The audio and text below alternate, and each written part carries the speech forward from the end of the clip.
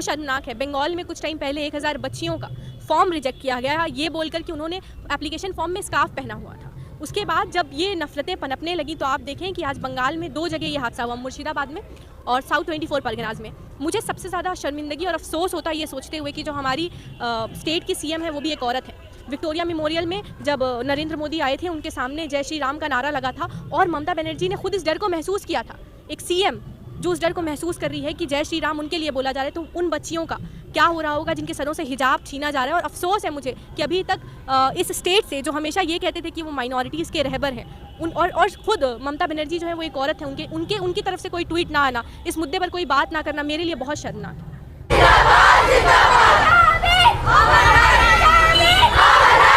इसी कैलकाटा में सली डील के खिलाफ FIR फाइल करने में 1 महीना लगा। कोई भी इंसान इस बारे में बोलना नहीं चाहता था जहां मुसलमान महिलाओं की तस्दीरों को बेचा गया, लेकिन ऑल ऑफ सडन जब सली डील इंटरनेशनल मूवमेंट बन गया, इंटरनेशनली वो हाईलाइट हो गया, तो TMC के एक MP ट्वीट करते हैं हम मुसलमान बच्चियों के फेवर में। तो what kind of favourization they are giving to us. ये कोई भीख नहीं है, ये जो हिजाब है ये हमारा फंडामेंटल राइट है। आप देखें कि उन बच्चियों को कर्नाटका में एक अलग क्लासरूम में बिठाया गया। ये जो सेग्रीगेशन है कि मुसलमानों को काट के अलग करेंगे, अलग कर रहे हैं, तो दीज थिंग्स आर लाइक, मतलब ये इतना ट्रॉमेटिक है उन बच्चियों के लिए जो एक्सपीरियंस कर रहे हैं, जो कर रही हैं, जो कॉलेजेस जाती हैं।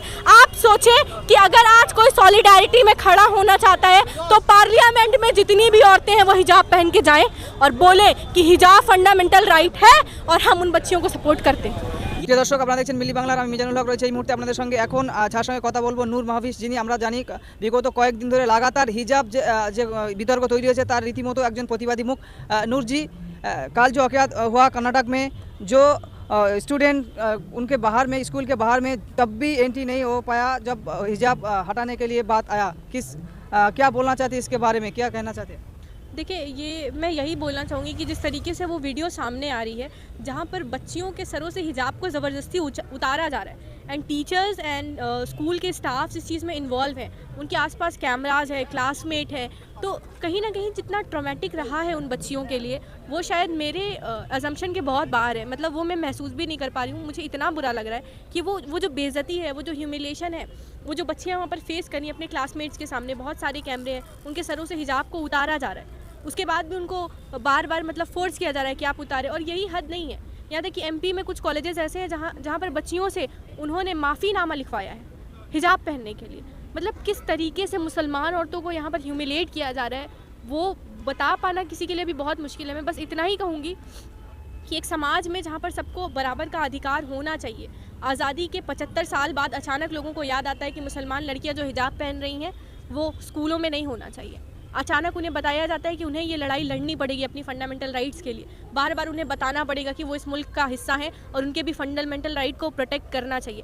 ये जो लड़ाई है बार बार बताने की, ये बहुत मुश्किल होती जा रही है। हिजाब जो कंट्रोवर्सी हो रहा है इसके पीछे क्या आप देखते हैं धार्मिक या सियासी ताल्लुकात रखते हैं? आपका कोई एजेंडा है क्या? बिल्कुल एजेंडा है। आप देखें कि मतलब नाजी का जो पूरा कॉन्सेप्ट था ज्यूज़ को इस तरह करने का, वो कॉन्सेप्ट इसी चीज़ पर बेस्ड था कि एजुकेशन जो इंस्टीट्यूशन है उसने बहुत मेजर रोल प्ले किया था। और वो आज हमें देखने को मिल रहा है कि मुसलमान बच्चियों को सेग्रीगेट क्लास में बिठाया जा रहा है, एक अलग क्लासरूम में बिठाया जा रहा है। मुसलमान बच्चियों को साबित किया जा रहा है कि वो एक समूह है, एक मुसलमान जो है वो जो समूह है, ग्रुप है, वो लोगों से अलग है।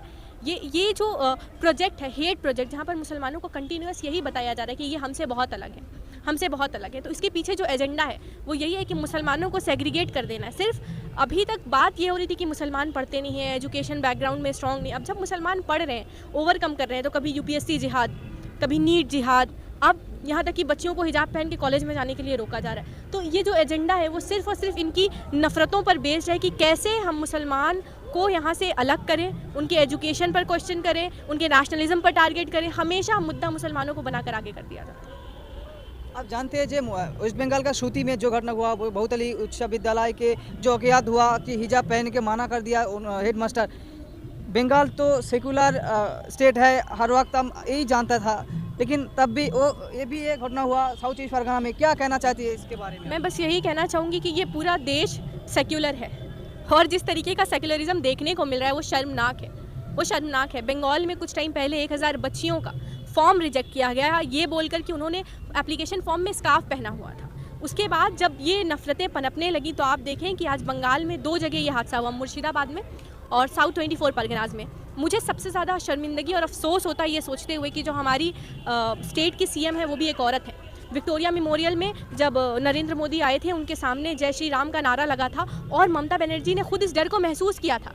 एक सीएम जो उस डर को महसूस कर रही है कि जय श्री राम उनके लिए बोला जा रहा है, तो उन बच्चियों का क्या हो रहा होगा जिनके सरों से हिजाब छीना जा रहा है। और अफसोस है मुझे कि अभी तक इस स्टेट से जो हमेशा ये कहते थे कि वो माइनॉरिटीज़ के रहबर हैं और खुद ममता बनर्जी जो है वो एक औरत है, उनकी तरफ से कोई ट्वीट ना आना, इस मुद्दे पर कोई बात ना करना मेरे लिए बहुत शर्मनाक है। योगी आदित्यनाथ जो यूपी का सीएम था, अभी चुनाव होने वाला है, पता नहीं वो क्या होगा, वो ये बोला जे हर एक इंस्टीट्यूशन का हर एक जो है ना जो प्रतिष्ठान का अलग अलग प्रोटोकॉल है, रेजुलेशन है, उनका कोई रूल्स है, डिसिप्लिन है। फिर ये जो बुर्का पहनकर हिजाब पहनने जो लड़कियां जा रहा है वो इनडिसिप्लिन हो रहा है। देखिए ये बात योगी आदित्यनाथ जी कर रहे हैं। मुझे आज भी याद है कि पार्लियामेंट में नारा जय श्री राम का लगाने वाले कौन लोग थे। पार्लियामेंट एक सेक्युलर जगह है जहाँ पर संविधान की बात की जाती है, वहाँ पर भी कुछ ऐसे लोग थे जो मनुवाद लेकर आए थे और जय श्री राम का नारा बुलंद किया था। आज योगी आदित्यनाथ जी ये बोल रहे हैं कि वो एक ऐसी जगह है जहाँ पर रूल्स एंड रेगुलेशंस को फॉलो किया जाता है। आप देखें कि उनका खुद का स्टेट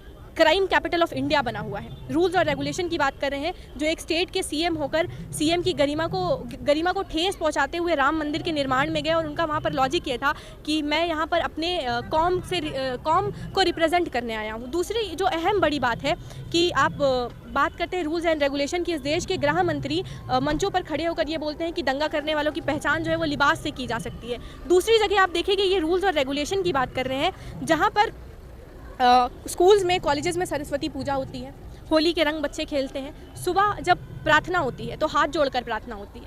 वहाँ पर किसी को कभी कोई एतराज़ नहीं हुआ कि क्यों एक ही तरीके का जो सिस्टम है प्रेइंग का, एक ही तरीके का जो पैटर्न है वो क्यों फॉलो किया जा रहा है। तो आज जब मतलब बात मुसलमान बच्चियों की आई है तो वो रूल्स और रेगुलेशन की बात कर रहे हैं जो खुद भगवा रंग मतलब अपने रिलीजन को रिप्रेजेंट करते हैं, क्योंकि उनको ऐसा लगता है शायद कि ये राइट है हमारा, हम अपने रिलीजन को प्रीच कर सकते हैं पब्लिकली कहीं भी। तो खुद योगी आदित्यनाथ जो है अपने रिलीजन को पहनकर ओढ़ कर चलते हैं, लेकिन जब मुसलमान बच्चियों की बात आ रही है तो वो ये बता रहे हैं कि रूल्स और रेगुलेशन अगर ऐसा ही प्रोटोकॉल है तो फिर तो ये सवाल उनके ऊपर भी उठता है ना कि वो अपनी रिलीजियस आइडेंटिटी को क्यों शो ऑफ करते हैं हर जगह, यहाँ पार्लियामेंट में, सांसद में, सड़कों पर, चुनावी रैलियों पर क्यों हमेशा वो रिलीजन के बारे में बात करते हैं। मुस्कान के नाम मैं चंद मिसरे कहना चाहती हूँ। कर्नाटना की शेरनी मुस्कान को सलाम, कर्नाटना की शेरनी मुस्कान को सलाम, मुस्कान तेरे अज़म को तेरे ईमान को सलाम। हिंद को ही नहीं तुझ पे ज़माने को फ़ख्र है, हिंद को ही नहीं तुझ पे ज़माने को फ़ख्र है, तेरी हिजाब को तेरी पहचान को सलाम। आग शेरनी की तरह कई गीदड़ों के बीच, आग शेरनी की तरह कई गीदड़ों के बीच जिस शान से चली है उस शान को सलाम। थरथरा गया है जुल्म भी तकबीर से तेरी, थरथरा गया है जुल्म तकबीर से तेरी, जुल्मत के तेरे सामने ईमान को सलाम। अरशद हुकूक ईद का लाजिम है एहतराम, अरशद हुकूक इश्क का लाजिम है एहतराम, जो हक का साथ दे उस इंसान को सलाम। अस्सलाम वालेकुम। ये वाला पढ़िए, ये वाला पढ़ लीजिए, ये वाला। और मोदी जी ये जान ले, जुल्म लाख कोई करे वो जीत नहीं सकता जब तक कि मजलूम हार ना माने। जुल्म लाख करे वो जीत ही नहीं सकता जब तक कि मजलूम हार ना माने। और ये बस की बात नहीं है मुसलमानों को हराना। मैं नकाब के लिए इनकलाब करना चाहती हूँ। नकाब में इनकलाब है। जंग में लड़ता हुआ गुलाब देखा, जंग में लड़ता हुआ गुलाब देखा, लहू लहान आँखों में ख्वाब देखा। कहेंगे लोग फख्र से सदियों तक, कहेंगे लोग फख्र से सदियों तक, हमने नकाब में इनकलाब देखा।